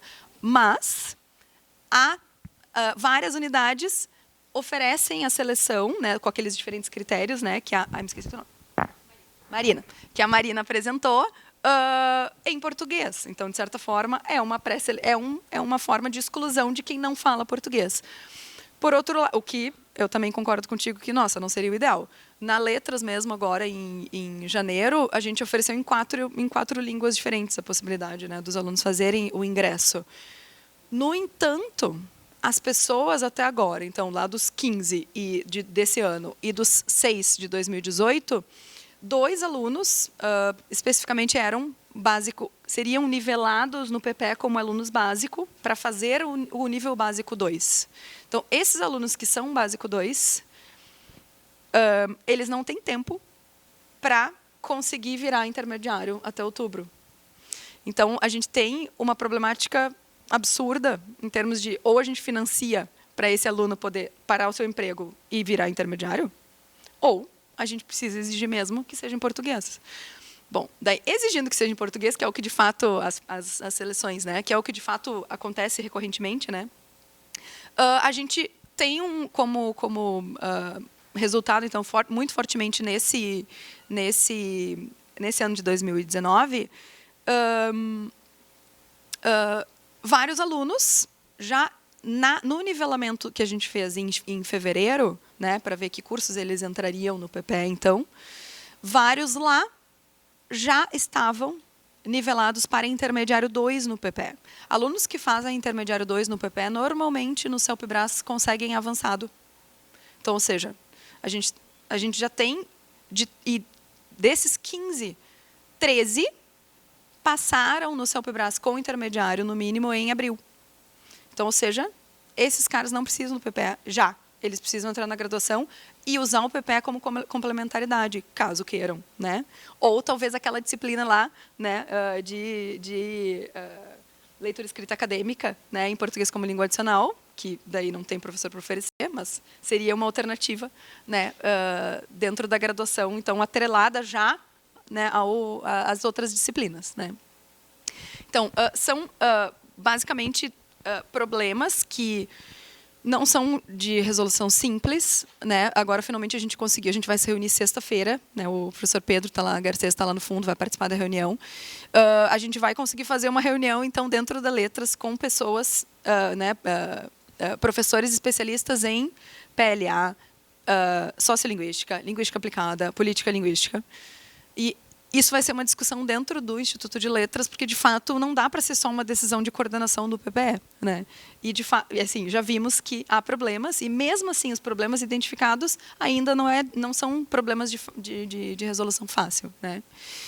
Só um mini parêntese também sobre o acolhimento, então, no PPE. No primeiro ano, esses alunos, de fato, então, o que a Denise tentou nos explicar, até hoje eu não sei se eu entendo, eles entram como matrícula de graduação 0, nula, fictícia, limbo, alguma coisa que eu não me lembro o nome, e que, de fato, então, não dá acesso aos benefícios da PRAE. Então, eles não podem ter auxílio, passagem, né? Liberação de... já teve... quer falar? Tá bom. Então, sim, eles não têm isso, mas no PPE, como alunos vinculados ao PPE, eles têm uma declaração de matrícula e aí eles conseguem, sim, daí, então, o cartão do ônibus com desconto de estudante e eles pagam também o RU como preço de estudante de graduação, né? Então, eles têm 2 coisinhas que o PPE dá, e o PPE, que é esse programa de extensão, que não é um núcleo, não é um órgão da URGS, né? Essa coisa aí que pode amanhã não ter mais. Então, um problema é a impossibilidade de dedicação exclusiva. A gente tem 2 alunos nesse semestre que estão... um deles largou o emprego, mas eu não sei o que ele está fazendo. Tipo assim, não sei como. Ele largou o emprego e está estudando todos os cursos que tem no PPE. Super feliz, o português dele está lindo. Mas, de fato, ele é um dos 15 que se matricularam no PPE que conseguiu fazer isso. Tem um outro também que poderia estudar mais, não está estudando muito, mas ele tem uma família, então a família trabalha e aí paga para ele, sustenta ele para ele poder, mas isso é bem raro no nosso perfil desses 2 anos de ingresso. Então, outro problema da política que a gente arquitetou lá em 2013, 2014, foi o calendário do CELPE-BRAS. Então, o CELPE-BRAS, que é esse exame de proficiência, são 2 aplicações no ano, uma em abril, a outra em outubro. E, basicamente, a de abril, o resultado sai em agosto. Então, os alunos, esses que passaram lá com o intermediário, a gente teve vários intermediários superior, acho que uns 3, não me lembro agora os números, alguns avançado. Então, assim, são alunos que podiam estar já na graduação, com certeza. Então, a gente teve que fazer um super esforço, eu não sei, no final deu certo. Também a gente não consegue, assim, porque, basicamente, o resultado não sai antes das matrículas. Daí, quando começa o semestre /2, eles não conseguem se matricular.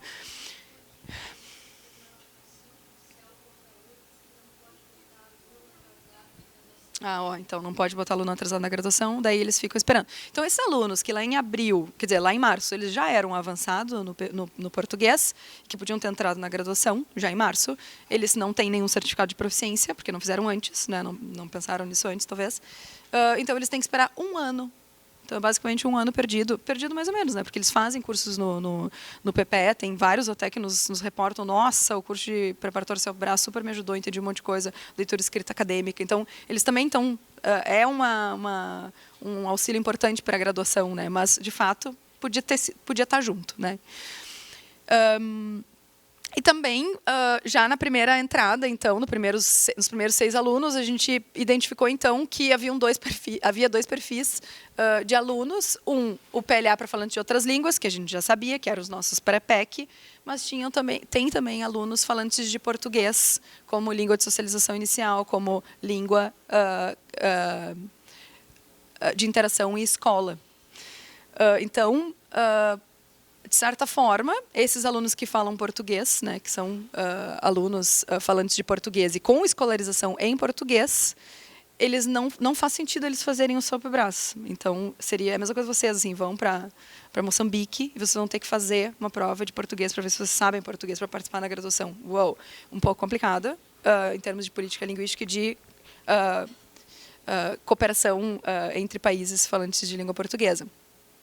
Essa problemática é recorrente no CELPE-BRAS também, porque a gente exige dos pré-PEC de países falantes de português, a gente exige o CELPE-BRAS também. Isso é uma longa luta dos falantes de português relacionado ao CELPE-BRAS. Bom, então aqui na URGS, a gente, sabendo disso, devia ter feito diferente. Então, a gente quer tentar mudar isso. Então, soluções que a gente está discutindo no IEL, né, no Instituto de Letras, seria a possibilidade de ofertar, então, provas, que daí tem que ser pensadas ainda em grupo, em fevereiro, julho e dezembro, né, de modo a possibilitar a entrada na graduação em março e agosto, sem precisar esperar, então, 1 ano. E aí, provas específicas de português como língua adicional para falantes de outras línguas e prova específica para falantes de português. Então, seria uma prova de leitura e escrita em português, né?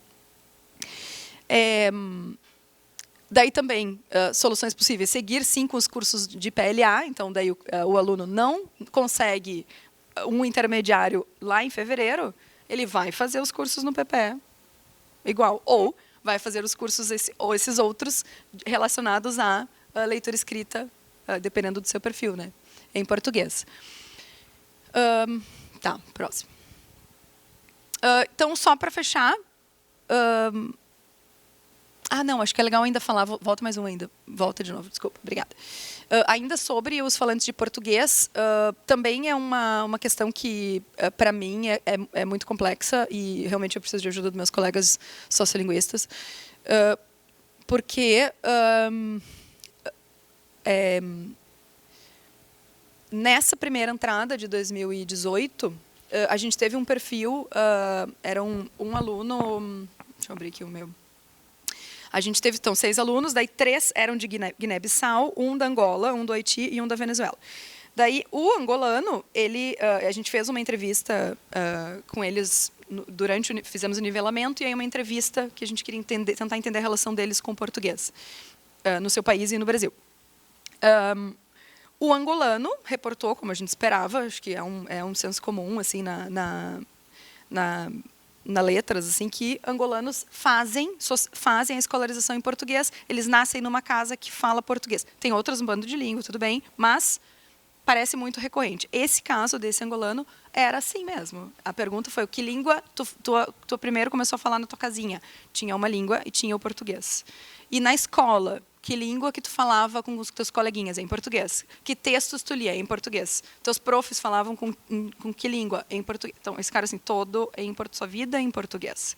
Já os 3 alunos de Guiné-Bissau, 2 reportaram que na sua casa nunca falavam português. Nunca. Que chegaram na escola e aprenderam português na escola. A língua de interação na escola desses 2, que eram de diferentes regiões, cada um numa região de Guiné-Bissau, na escola, eles liam muitos textos em português, mas as interações não eram em português. E o terceiro aluno de Guiné-Bissau, na sua casa se falava português, então ele aprendeu em casa português, além de outras línguas. Chegou na escola e a escola era interação em português, leitura em português. E conversa com o professor e com colegas em português. Então, é um perfil bastante diferente, né? Então, dentro da própria comunidade, né, desse conjunto de países falantes de português, a gente teve também alguns alunos do Timor-Leste, né, que faz parte que é um país membro da comunidade de países de língua portuguesa, e esses alunos no PP foram nivelados para fazer os cursos de básico 2, ou seja, eles têm proficiência iniciante em português. Só que o português é uma língua oficial no seu país. Então, é super mais complexo do que, assim, é de certo país igual a precisa de o quê, né, em termos de aprendizagem de português. Tá, agora a próxima. Tá, então avanço, já falei alguns. O primeiro já falei, que foi importante para a gente, assim, como área. Também acho que a gente intensificou o apoio do Instituto de Letras da Prograde, o Instituto de Letras para o PPE, que é uma ação de extensão, um programa de extensão, nos dado 3 bolsas da PRAE para secretariado, e o Prograde nos ofereceu 4 bolsas para fazer a gestão desse primeiro ano de acolhimento linguístico acadêmico dos refugiados extravestibular. Só que, de certa forma, eu meio que passei para o Gaire, né? Eu doei, porque eles não podem dar aula, né? Essa bolsa pague. Então, meio que não me adianta. Eu preciso de bolsa para dar aula, né? O PPE faz isso. E também acho que, ao longo do tempo, e principalmente relacionado a essa política, eu acho que a gente conseguiu, o PPE em si, ter bastante articulação com essas outras instâncias da URGS. E daí, desafios ainda, só temos uma pessoa concursada, que sou eu, precisamos de mais gente, que sou eu. Aí a gente tem 2 colegas, gente, que são lá do Instituto de Letras, né? O Pedro também faz pesquisa relacionada à PLA, de certa forma, mas a Margaret Schott fundou o PPE, então ela tem uma vida dupla, do inglês e do português para estrangeiros. E a Juliana Schoffen, que coordena o CELPE-BRAS, ela dá disciplinas de graduação de português como língua materna, né? Mas também atua muito na pesquisa no PLA. Mas, de fato, para lidar com a demanda do PPE, se o PPE, como eu gostaria, deixasse de ser um programa de extensão e virasse um núcleo do Instituto de Letras, um órgão da URGS, não sei o que se chama, precisaria de mais gente, né? E mesmo assim, para continuar o que hoje tem do PPE, precisa de mais gente. Atrelada a essa necessidade de institucionalização do PPE está o fato de que várias políticas da URGS são vinculadas, são desenvolvidas por um projeto de extensão, né? Então, me parece estranho e não muito institucional, né? Sim, que tem que deixar de ser também, né? O Gaire, a Denise, a Gaire também, sim. O Gaire também é outra coisa outra ação da URGS ficou maior do que um programa de extensão, né? E, por outro lado, também a questão do financiamento dos cursos gratuitos no PPE, né? Porque o PPE não tem verba da URGS, a URGS dá essas bolsas aí que eu relatei, a própria EG nos dá 2 bolsas para bolsistas darem aula, mas, de fato, o dinheiro, a verba do PPE, ela vem do pagamento, alguns alunos, vários, pagam para ter cursos no PPE. Então, isso significa o quê? Né? Significa os 30 bolsistas que precisam ter bolsa para dar aquelas 1.500 horas semestrais. Então, se não tem aluno pagante, a gente não consegue oferecer cursos gratuitos para os pré-PEC e para os refugiados extravestibular. Então, é uma problemática bem séria. Tá, algumas referências, acho que eu não botei todas, depois eu acrescentei mais coisa. E é isso aí. Então, obrigada.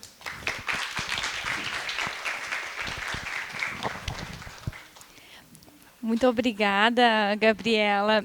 Confesso que estava ansiosa por essa explanação em razão de uma demanda que a gente tem na Defensoria Pública da União relacionada à exigência primeiro a exigência do CELP-BRAS para naturalização e posteriormente de um curso de português reconhecido pelo MEC.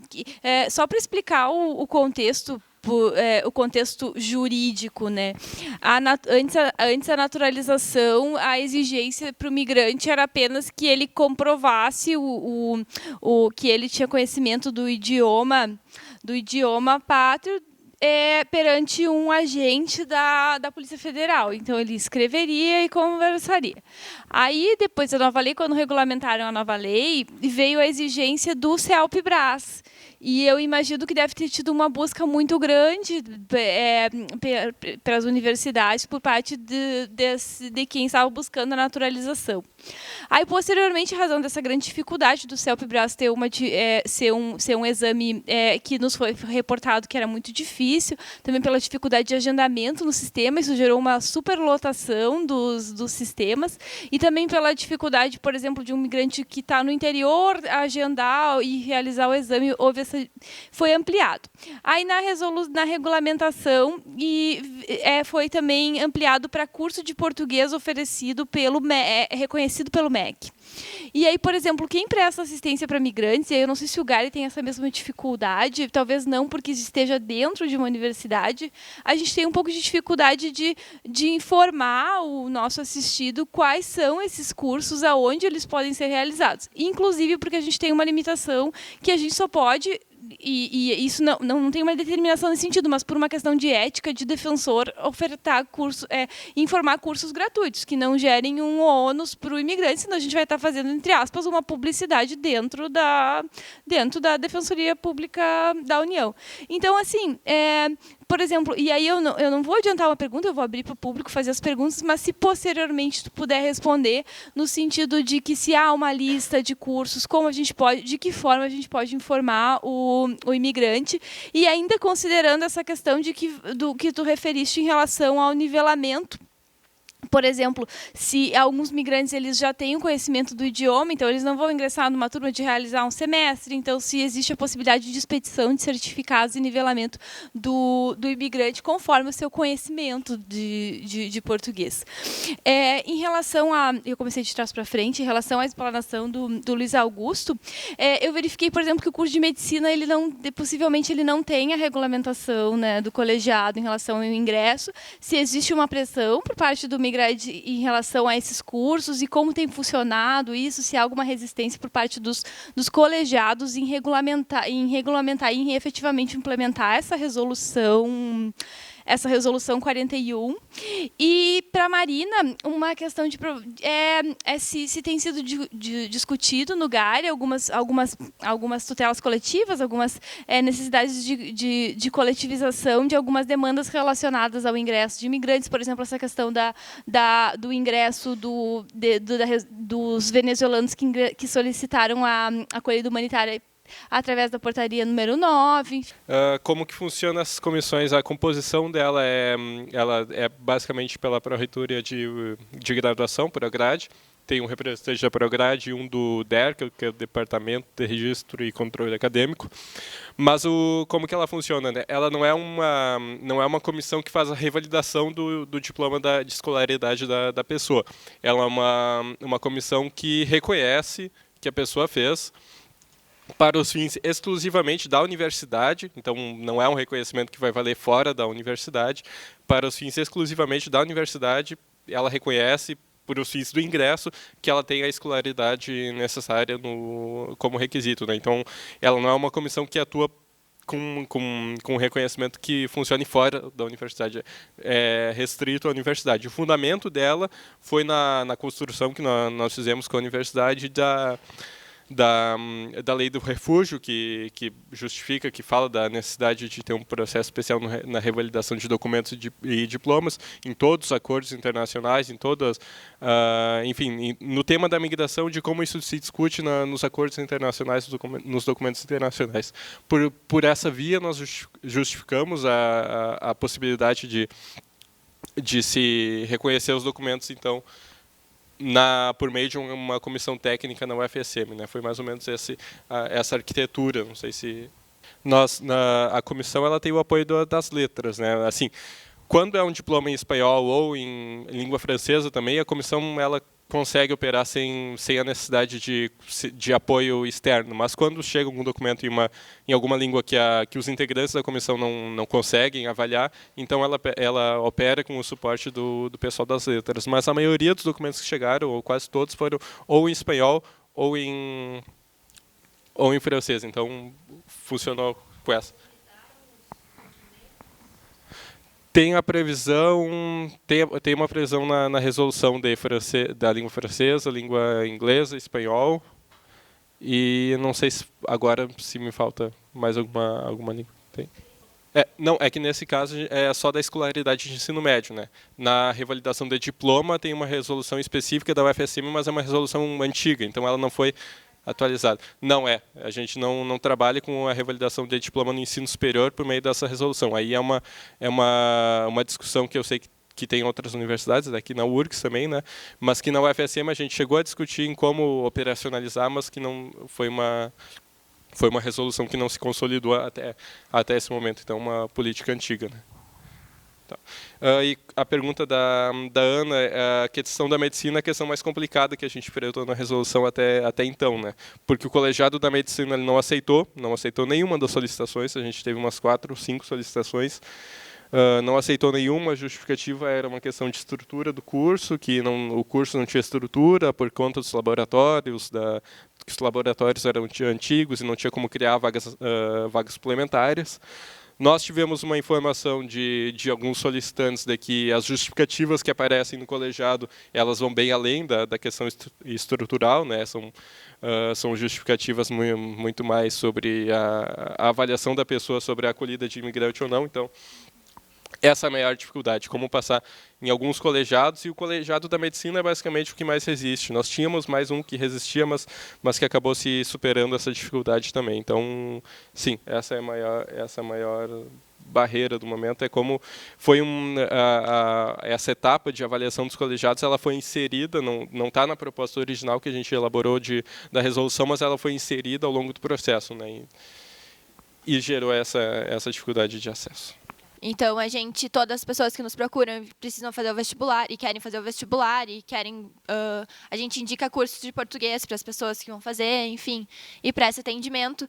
Mas a gente até já teve, em 2014, oficinas que o GAIRE ia até a região, mas era mais para haitianos. Eu não sei, membros antigos podem explicar isso melhor que eu. Mas, hoje em dia, a gente... até tem projetos, mas não tem nenhum projeto de ida direta a locais de refugiados. Isso que a gente chama do trabalho de rede, né? No Rio Grande do Sul, a rede de acolhimento a migrantes ela é centrada muito no Comirate, do Rio Grande do Sul, que é o comitê, no Fórum Permanente de Mobilidade Humana, e a centralidade do Fórum Permanente de Mobilidade Humana é o CIBAI. Aí, por exemplo, no comitê, no comitê há reuniões, e aí, por exemplo, a Secretaria de Saúde ela é apresentada ao comitê, e então a rede ela acaba divulgando os cursos, divulgando o ingresso, por exemplo, do vestibular, quais são as universidades que têm vestibular. Isso depende muito da eficiência e da interlocução de rede. Mas algumas vezes é falho e algumas vezes ela funciona. E sempre os membros do fórum, e aí, por exemplo, o Gari vai no fórum, a defensoria acompanha o fórum e aí a gente vai conectando como rede mesmo. Redes sociais, claro, poderiam ser muito mais exploradas nesse sentido, mas aí, por exemplo, aí tem uma questão de compliance, né? Será que nem eu tenho uma preocupação, por exemplo, será que a defensoria poderia divulgar algum vestibular, por exemplo, que não seja uma instituição pública? Enfim, tem essas limitações, mas basicamente o funcionamento é assim. Não saiam daqui com essa ideia. Eu só queria responder antes, para as pessoas não irem embora achando que eu gosto da ideia do CELPE-BRAS para naturalização. Não, então, eu queria te devolver, na verdade, Ana Lúcia, a pergunta... Ai, anotei errado aqui, Ana Luísa. Desculpe. Ana Luísa, sobre o que é o conceito, na verdade, de pessoa naturalizada, assim, o que em termos jurídicos, quais são os critérios, assim, o que faz uma pessoa poder dizer sim, tu tem direito e a outra não, tu não tem direito, fora a língua, tá? Quero saber o resto. Tem a naturalização ordinária, a naturalização extraordinária, então são alguns tem algumas diferenciações na lei. Naturalização é o Estado declara: tu és brasileiro naturalizado, tu não és mais um imigrante. Aí, por exemplo, se a pessoa vai desistir ou abrir mão da nacionalidade de origem, isso é uma discussão bem ampla. Mas é basicamente o tempo de residência no Brasil, tem alguns critérios relacionados com não ter antecedentes criminais ou não no Brasil, e aí a lei pode estabelecer outros critérios. E um desses critérios é justamente o conhecimento do idioma, que é relacionado também aí tem umas discussões de integracionismo, enfim, mas aí eu não vou ampliar, mas é basicamente isso. Não, porque na verdade, essa definição assim de naturalização é que eu acho que é crucial nessa compreensão de que instrumento de avaliação seria o mais adequado, né?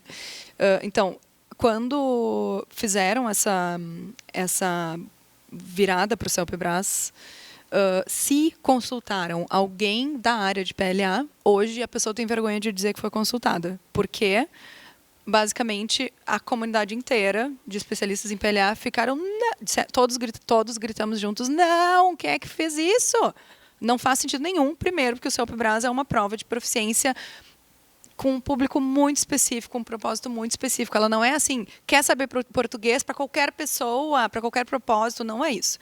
É bem específica, é para a graduação, é para entrada na graduação, é para saída na graduação, para entrada no ensino superior ou saída no ensino superior, e revalidação de diploma, parte, por exemplo, da revalidação de medicina, né? Então, o Conselho Federal de Medicina exige que a pessoa tenha algum nível mínimo, que é o intermediário de proficiência em português, porque tu vai ser médico no Brasil, tu tem que falar português. Então, ou seja, é uma pessoa que já tem ensino superior, né? Então, é pessoas que ou estão entrando no ensino superior, ou seja, tem ensino médio completo, ou estão saindo, ou tem ainda ensino pós-graduação. Então, absolutamente não tem nada a ver com naturalização, né? Porque uma pessoa... Então, daí a gente teve um caso de várias pessoas foram lá no PPE, e um deles que eu fiquei bem... Ai, que horror, achei uma violência. Que era um cara que era pedreiro, e ele queria ser pedreiro na vida dele. Ele estava feliz sendo pedreiro.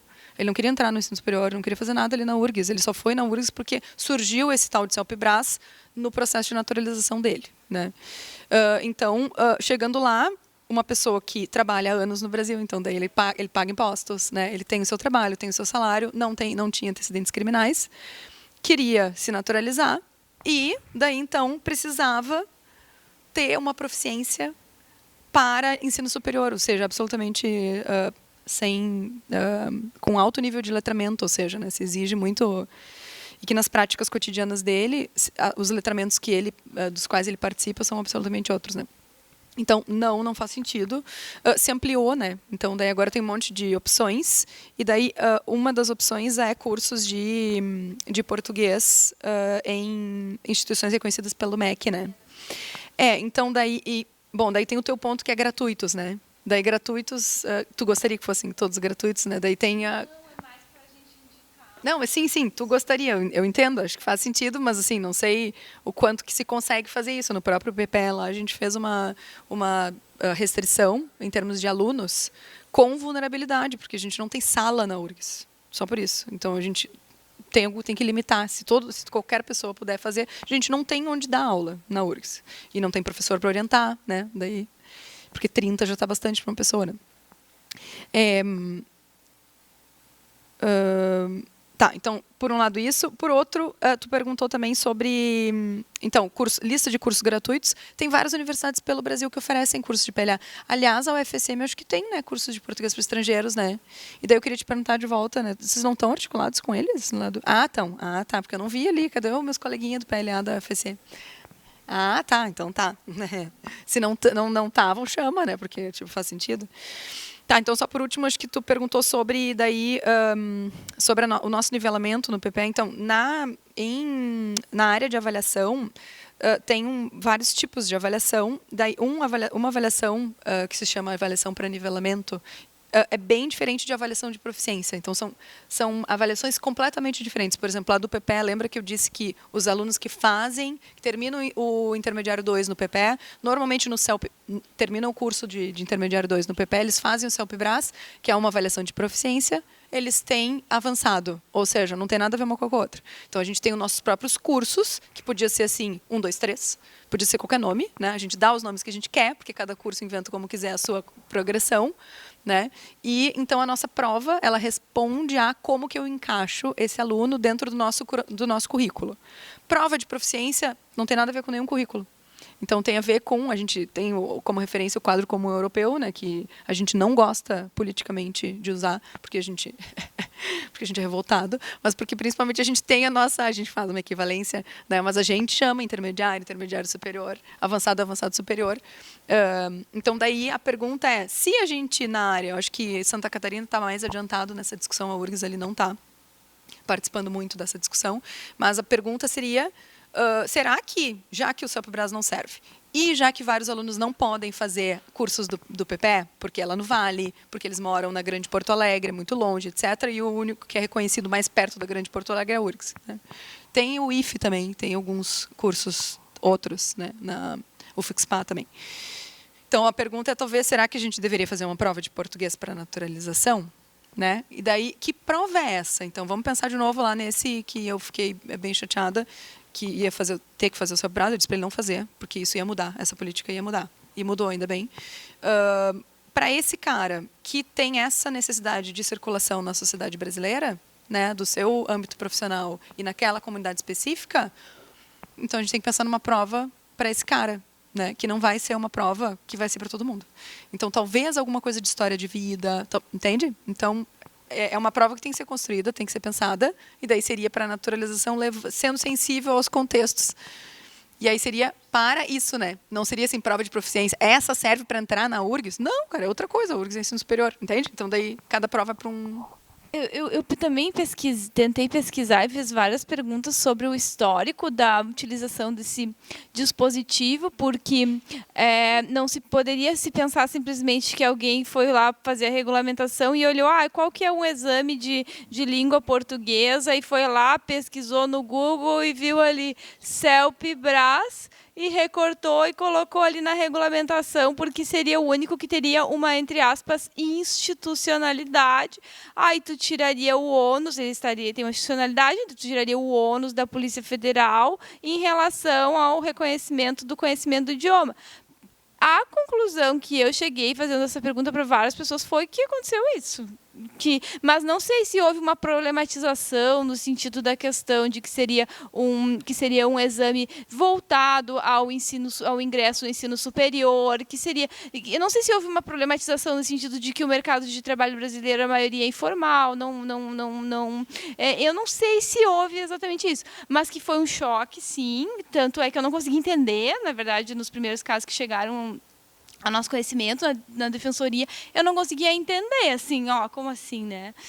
E aí, inclusive, pegou os processos em andamento, né? Que tinha alguns processos que já tinham solicitado a naturalização, aí se foi exigido, e aí a gente começou a articular politicamente e a resposta que a gente teria, não, foi um erro que não ajuizem, não levem essa questão para o judiciário, porque vai ser reformulada essa regulamentação. Então, a dificuldade atual é localizar esses cursos, entre aspas, reconhecidos pelo MEC, que se adequem justamente a essas questões de nivelamento para pessoas que têm profissões que são de trabalhos manuais, que teriam o uso do idioma seria só para o contexto do seu cotidiano e não para fins de trabalho, enfim. Então, é isso. Sobre a questão burocrática, sim, até a gente sofre, é um horror. Assim, todo brasileiro acho que se pergunta, né? De burocracia, socorro, a gente morre com a burocracia. Então, eu não sei te responder isso. Talvez as pessoas que lidem, assim, de forma mais de outra forma com burocracia, tipo a Roberta, talvez ela responda algo mais legal. Eu me afogo na burocracia, eu brasileirinha também não consigo fazer um monte de coisa. Bom, mas sobre basicamente os alunos que são de países integrantes da comunidade de países de língua portuguesa, que daí a maioria são dos PALOPs, né, dos países africanos de língua oficial portuguesa. Eu, na verdade, me surpreendi, assim, foi uma ignorância da nossa parte enorme, né? A gente devia ter considerado, né, os países como possíveis refugiados, pessoas originárias de países da CPLP. A gente, na época, não sei se tu sabe também, mas várias das atividades que a gente tem docentes são feitas correndo. Né, a gente dorme muito pouco. Eu não sei como que o ministro diz que ele dá 8 créditos. Eu trabalho 60 horas sempre. Então é isso, entende? É uma falta de tempo que demandaria essas questões que são sérias. Né? Então a gente devia parar e pensar. Só que a gente tem que fazer 5 bilhões de outras coisas, dentre elas a burocracia. Né? E aí dá nisso. Né? Então a gente está tentando consertar questões, erros anteriores. Né? Mas, de fato, assim, acho que a questão dos alunos de países da CPLP é realmente um mercado linguístico bem variado, né? Tem países que têm muitas línguas, são multilingües. Tem pessoas que são multilingües, normalmente falam 4 línguas, né? Então, o que me chamou a atenção nesses 3 aí de Guiné-Bissau, todos falavam português super bem, claro.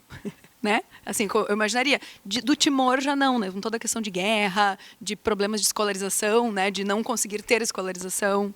Então, o Timor é outro caso, mas sim, a maioria dos PALOPs, né? Os alunos interagem em português super bem. Eles participam de tudo em português. Mas, daí a questão que entra bem forte é a relação com o texto escrito. Né? Então, relações de leitura escrita. Nesses 3 ficou bem evidente que esse menino, né, que tinha a sua família já em português e teve toda a escolarização em português, sim, os textos são em português e as interações em português, professor, era diferente a relação deles com o texto escrito do que esses 2 que tinham outras trajetórias. Eu não quero de jeito nenhum, gente, talvez tenha ficado... tenha ficado, não sei, possa ser uma leitura de que eu acho que multilinguismo ou bilinguismo seja ruim para o português. Não, cara, é ótimo, tipo, é super lindo, a gente quer que todo mundo seja multilingüe, tá? Mas, na questão de relação e de tempo com o português, isso implica, então, em certas práticas que daí eu entendo como educacionais e não avaliativas, né? Por isso, a minha questão, que eu acho que o CELPE-BRAS não faz sentido nenhum para os PALOPs. Eu acho que faz sentido alguma avaliação que daí não é de proficiência, mas sim de diagnóstico para a relação do com o texto escrito, tanto de leitura quanto escrita, principalmente porque a gente está ambicionando o contexto acadêmico. Então, assim, a participação, ao menos, assim, por exemplo, na letras, né, tinha um deles que queria estar na letras.